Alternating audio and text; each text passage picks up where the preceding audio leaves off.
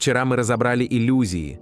Глаз дорисовывает, ум переписывает, картинка всегда условна. Но что если также условна и сама реальность? Физики называют это эффектом наблюдателя. Когда за частицей не смотрят, она ведет себя как волна, рассыпается во все стороны. Но стоит направить внимание, и она схлопывается в конкретную точку. То есть сам факт наблюдения меняет то, что есть. И вот здесь вступает в игру современная наука о сознании. Как говорит нейробиолог Анил Сет, мы живем внутри управляемой галлюцинации. Это звучит почти мистически, но это факт. Мир, который ты видишь, существует только как сборка твоего восприятия. Цвета, звуки, формы – это не свойства вещей, а интерпретации твоей нервной системы. И тут возникает ключевой вопрос. Если даже наука утверждает, что мы живем в галлюцинации восприятия, то что вообще реально? Если даже атомы знают, что на них смотрят, то что это значит для твоей жизни? И если в квантовом мире наблюдение меняет поведение частиц, то как тогда меняется твоя собственная реальность, когда ты начинаешь наблюдать? Сон – это идеальное доказательство того, что и время, и я не стоят так твердо, как мы привыкли думать. Подумай, когда ты засыпаешь, все истории про себя исчезают. Имя, профессия, обязанности, даже тревоги и планы растворяются. Ты не думаешь: сейчас ночь, потом утро. В опыте сна нет времени. В глубоком сне исчезает и тело, и мир, и личность. Но что остается? Факт присутствия. Я есть, без формы, без сюжета, без часов. И вот что интересно. Именно этот опыт, самый близкий нам каждый день, но мы почти никогда на него не смотрим. Сон показывает то, что время не фундаментально. Оно появляется только вместе с умом. Я-истории – это тоже программы, которые загружаются лишь в бодрствовании. А наблюдение может существовать без привычного мира. Философы и ученые называют это нулевой точкой сознания. Будда описывал то же самое. Страдание рождается из привязанности к иллюзиям, к времени, к «я», к желанию. Но когда это все отпадает, остается то, что не может исчезнуть. Сон напоминает нам мир, в котором ты живешь днем. Это не вся реальность. Он собран по частям. И точно так же, как утром загружается история о твоем дне, в каждый миг может загружаться совершенно другая реальность, в зависимости от того, кто и как наблюдает. И если в опыте сна мир исчезает, остается только присутствие, то наука подтверждает то же самое. Мир проявляется лишь тогда, когда он наблюдается. Мы привыкли думать, наука – это про твердые факты, но именно в науке впервые открыли. Сам факт наблюдения меняет происходящее. Эксперимент с двойной щелью в квантовой физике показал, частица ведет себя как волна, пока никто не смотрит. Но стоит включить наблюдение, она решает быть частицей. Как будто сам взгляд перестраивает реальность. Нейробиолог Анил Сет говорит о том же, только применительно к нашему сознанию. Мы не воспринимаем реальность такой, какая она есть. Мы создаем ее, как мозг создает управляемую галлюцинацию. Это значит, что все, что ты видишь, слышишь и ощущаешь, результат настройки восприятия. Важный момент. Наука здесь не отрицает мир, а показывает механизм.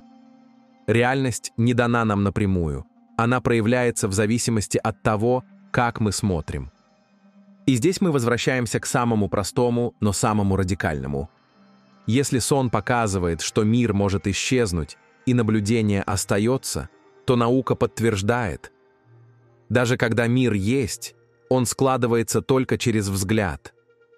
От сна к квантам, от личного опыта к фактам, и в обеих плоскостях ответ один – наблюдение первично.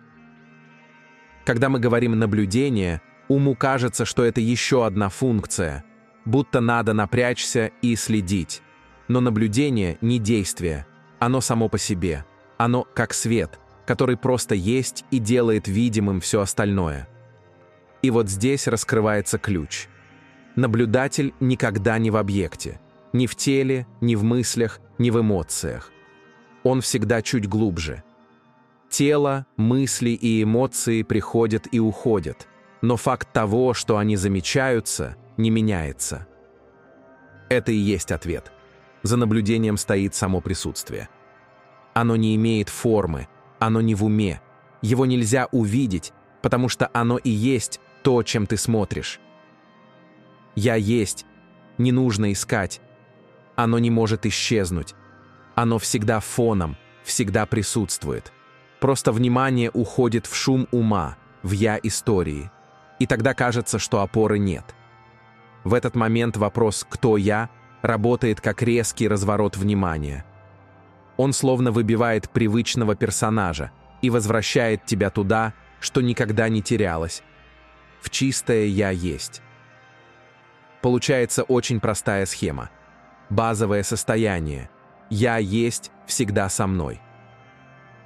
Вылет, отождествление. Ум схватил внимание. Появляется тревога, мысли, сценарии. Задавая вопрос «кто я?», внимание мгновенно разворачивается и становится самим присутствием. По сути, это как фонарь. Свет всегда есть, просто иногда он направлен на хаотичные декорации. А вопрос «кто я?» — это кнопка, которая возвращает свет к самому источнику. Почему на практике сложно наблюдать?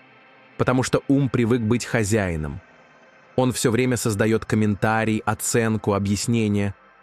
Когда возникает ощущение, ум сразу лепит ярлык. Больно, приятно, опасно, хочу еще. Когда возникает мысль, ум тут же строит следующую. Когда приходит тревога, ум мгновенно уводит в сценарии «а что если?». И вместо того, чтобы оставаться в простом «вижу», мы втягиваемся в интерпретацию. То есть наблюдение уже делегировано уму. Самый простой трюк. Каждый раз, когда замечаешь, что ум тебя куда-то утащил, задай себе вопрос: а кто это видит? Иногда я замечаю, как внимание прилипает к чему-то, к мысли, к ощущению в теле, к тревоге или даже к вдохновению. И в этот момент я целиком внутри этого. Я и есть мысль. Я и есть тревога. Я и есть тело.